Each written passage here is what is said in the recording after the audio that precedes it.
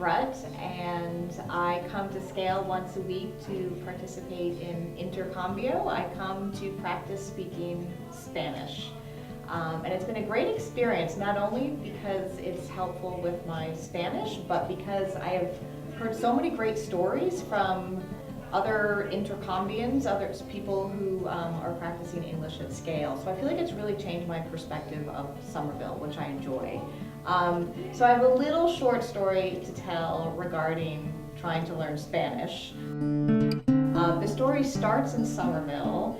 I work at the Somerville Arts Council, and sometimes I lead tours of markets in Union Square. So I try and do my research before I go, and actually Scale students have been really helpful telling me about food from their countries, like Brazil, for example, because there are a few Brazilian markets in Union Square.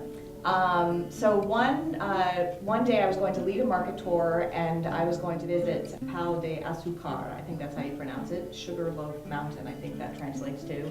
And so I wanted to talk about acai, which is this not new, but in this country it's relatively new. It's an Amazonian superfruit, and it's supposed to be super healthy, and Oprah's raving about it. So I wanted to study acai. Basically it comes from a palm tree. It comes from way up high, and these berries hang down in clusters.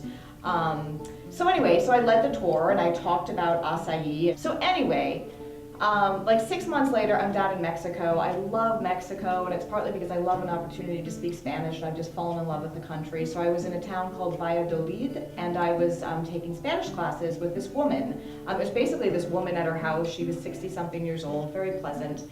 And one day for a break, I was struggling trying to learn the subjunctive, which I still struggle with. And so we decided to take a break. So we walk outside in her garden. She's got a lovely garden, and she's pointing out all these different trees and flowers she has. And she has a palm tree, and she said, "Oh, I really love this palm tree, but I never have known what it is." And I looked at it and I was like, "Oh, that's acai. I recognize that." You know, I went to the Wikipedia page or whatever, like I'm some expert. And I said, those berries are really healthy. They're supposed to be super good for you. And she's like, "Oh, really? Well, let's try them." And so she had a gardener working there, so she's like, "Oh, can you go up and get us some berries?" So this charming little man runs off and gets a ladder, puts it against the tree, climbs up there, and brings us down a cluster of these berries. And my teacher bravely, peels off the skin, and they're hard as a rock. And acai that I know, once you peel the skin, it's more like blue and soft. And I was like, "Oh, I think it's still acai." And she like pops it into her mouth. She's throwing them into her mouth. And I, more hesitantly put one or two in my mouth, and I'm like, "This tastes weird." And I like took a couple bites and threw them out. Meanwhile, she's had like 10 or something. And then we decided, well, no, they're not really very good, but it was an interesting experiment.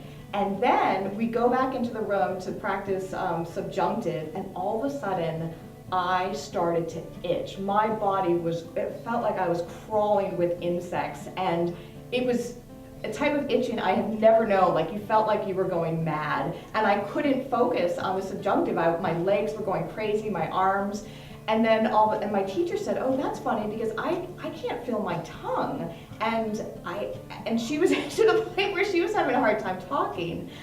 So she's like, "Well, go off to the bathroom and try washing up and put on this lotion." So I went off and I was doing that, and then she ran to the bathroom and was brushing her teeth. And anyway, I'm still here. I survived. She survived, but I just thought it was a really humorous story, because here was I thinking that I was some expert on acai, and I almost killed my lovely Spanish teacher in Valladolid, Mexico.